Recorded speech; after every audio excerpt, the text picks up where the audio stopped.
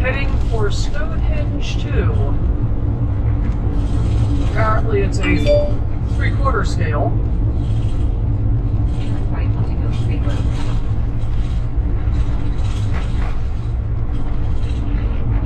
Certainly a pretty drive to get to it. The guy that originally built this, his name was Doug Hill, I think. I'll have to double check that. Originally built it on his own property, but then some years back it was moved to, I guess, a semi-public location that belongs to the Arts Foundation. So we'll be there in a few minutes and check it out.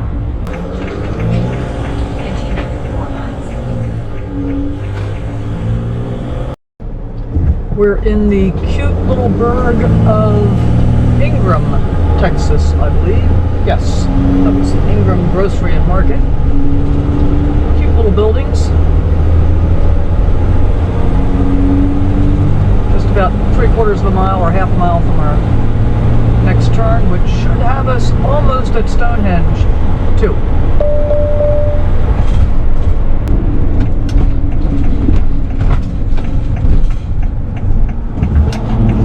So here we are. There it is, coming into view. Decorated with lots of pumpkins. So we've got Stonehenge and a pumpkin patch. And the giant Easter Island like moai. I'll put a still picture up here from the other side. So this was originally started in 1989 on private property, kind of as a joke. But two neighbors had so much fun building it, they decided to complete it. It's about a 3/4 scale of the original Stonehenge. And it was moved here to the Arts Foundation location in 1994. Looks like they've got some electricity out here, so maybe some lights on it at night. Pretty cool. Definitely worth a quirky stop. Let me know what you think in the comments down below. Would you have stopped here? Wasn't too far out of my way, I think only about 20 minutes maybe. So it seems like it was worth it to me. I'm gonna go ahead and walk over and take a look in the gift shop, see what they've got. And then we'll get back on the road and see what's next. It is just an absolutely gorgeous day today. Beautiful blue skies, fluffy white clouds. And here we are entering Mountain Home. There's actually a good sized creek over to the left of us, but you can't see it from here. Seems like there's a mountain home in every state. Yeah, I'm still in Texas. I'm going to be in Texas for a while because I think I've got about... in 1 mile, turn left on Texas 41. 475 miles or so if I were going to get back on the I-10 and just book it straight back west. But that's not going to happen, so I'm guessing I'm probably going to be in Texas for maybe 800 miles or so. I got some stuff I want to see. Right now I'm on my way to Del Rio. It'll be a while before we get there, probably about 2.5 hours or so. And then my last stop for the day is going to be at Seminole Canyon State Park, so I'm looking forward to that.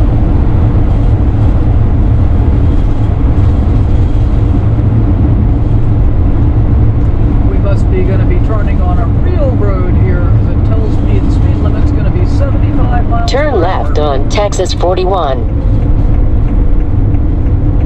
But we're not heading toward the 10 anymore, so that's good with me. I like the back roads.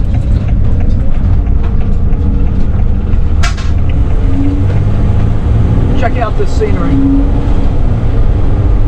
Continue on Texas 41. Love these rock walls with all the greenery growing out of it. Yep, 75 miles an hour.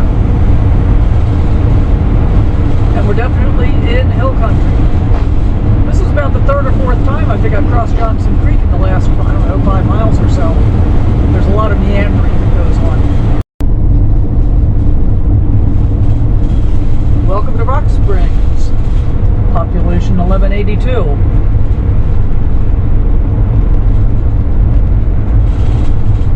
It's been a really pretty ride today.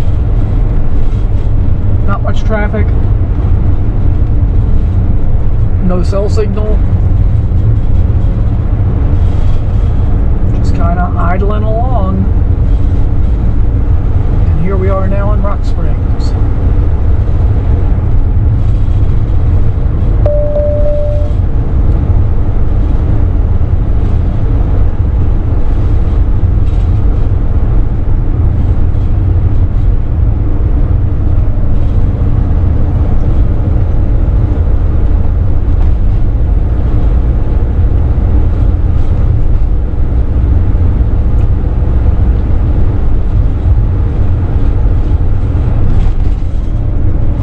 Well, we've been in Sonora before. Turn right on East Main Street. We're heading for Del Rio right now.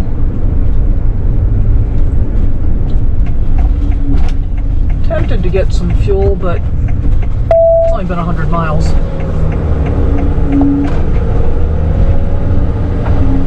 $77 to Del Rio, I think I'll get fuel there. Let's just enjoy Main Street.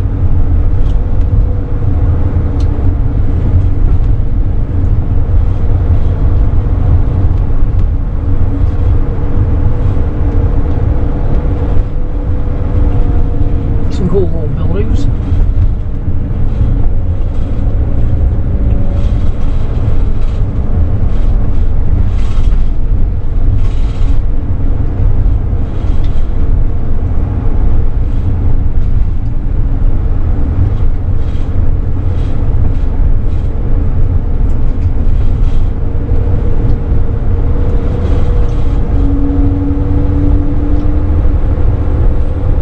Continue on West Main Street.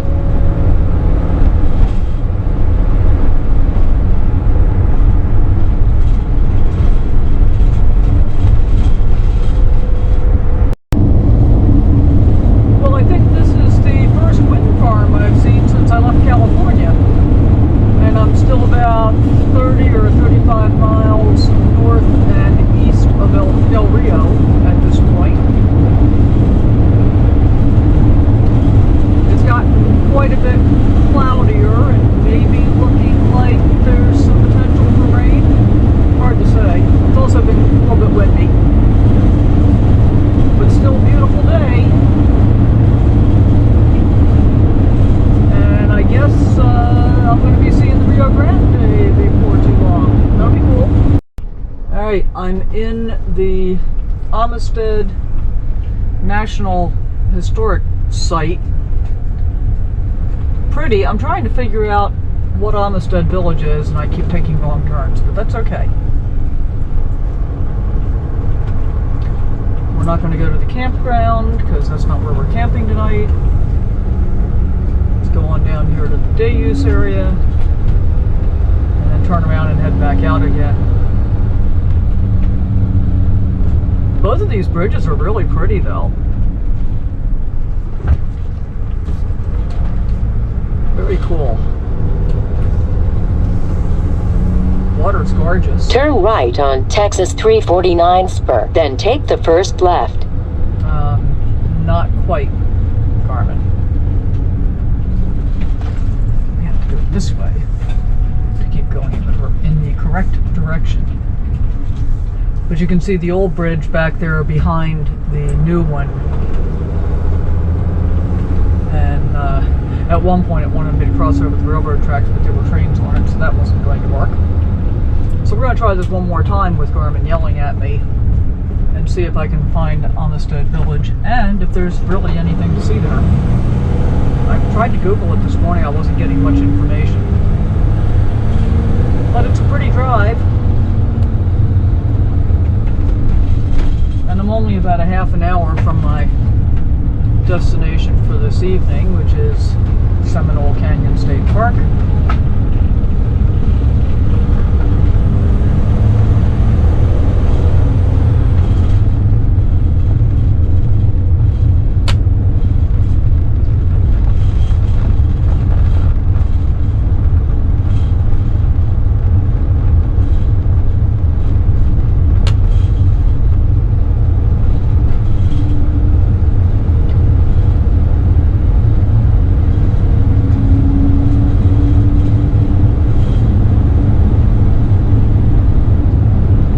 continue 1 mile to the end of the street, then turn left.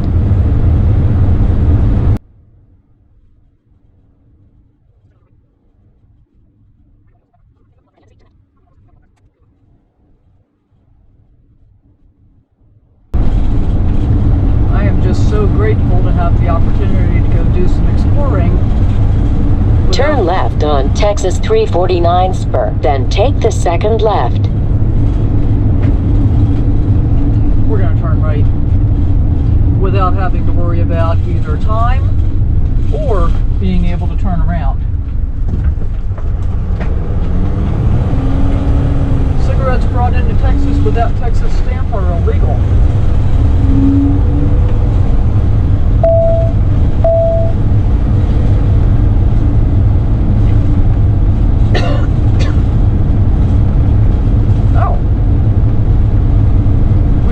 Coming up on the Mexico border. Huh.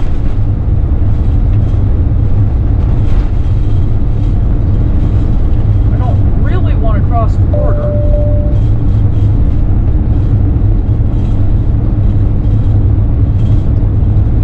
In 2.5 miles, keep left to Mex 2. Well, I guess I can't really find out much about it because there's not a whole lot here to see.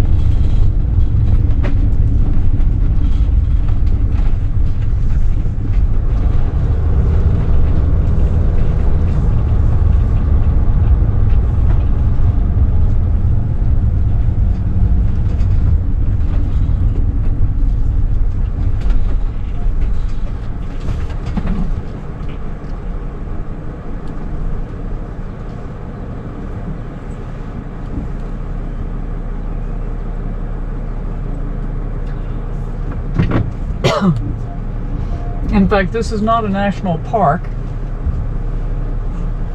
This is the Amistad Dam Administration Building, International Boundary and Water Commission. And I think I have to actually turn around to not cross the border. So let's do that. So I probably should have listened to Garmin this time. But there you go, there's the border right there.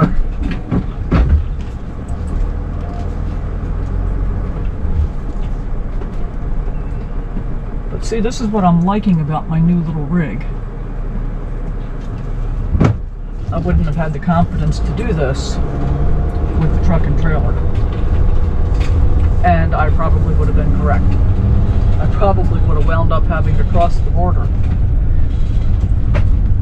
and then try and get back into the country. Oh well. Okay, well that was fun. Alright, so off to the left is a view of the old bridge. And we're about to cross over the new bridge. And down to the right is the day use and camping area that we just drove through.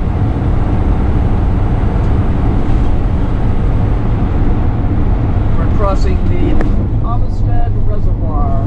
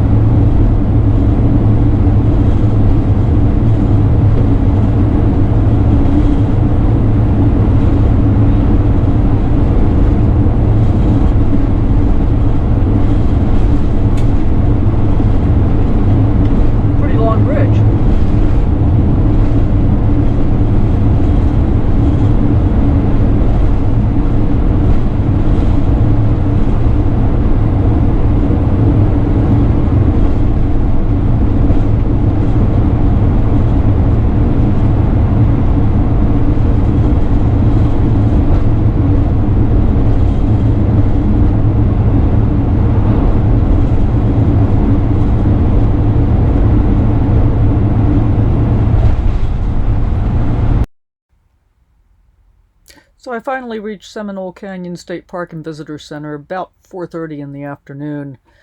These are views from out the back of the Visitor Center, and the This is a video that I attempted to shoot. Well, I shot the video, but the wind noise was so horrendous I can't even understand myself.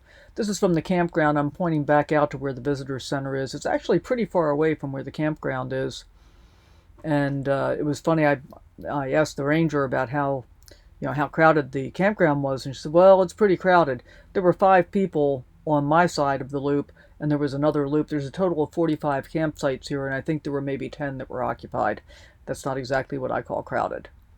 Anyway, the big canyon that I showed you in the photo earlier is very, very cool, but you can't go down into the canyon unless you're on a guided tour led by a ranger, and unfortunately there weren't going to be any of those during the time that I was there, so I didn't get to have the opportunity to do that. So I'm walking back down to where my rig's parked. Pretty nice campground, actually. For $20 a night, you get water and electric. There's a dump station as well if you need to do that. It's got nice shade ramadas, picnic tables, fire rings, all the usual stuff. The only downside here was that it was super, super windy. Super windy. Which is why I can't use any of the audio from this piece of video. But I was only there overnight. Had a pretty good time. Did some hiking around the campground area. And there was another couple in a rig about the same size as mine parked over beyond me. We ended up kind of hanging out that evening in their rig. He's a poet and an author, and he'd written a book. Gave me a signed copy of it. That was kind of cool. So all in all, not a bad way to spend the day, or the evening. And by the time I got here, I was pretty tired. It was going on 5 o'clock, or actually about 5:30 at this point, and my knee was sore. I needed to take care of dinner, all that kind of thing, and I was planning to grill, but it was so windy I wasn't sure I was going to be able to do that. So, anyway, thanks for coming along. I hope you enjoyed this. If you got something out of it, let me know down in the comments below. Please like, subscribe, give us a thumbs up, and we'll continue to sally forth, and see you next time. Thanks for watching.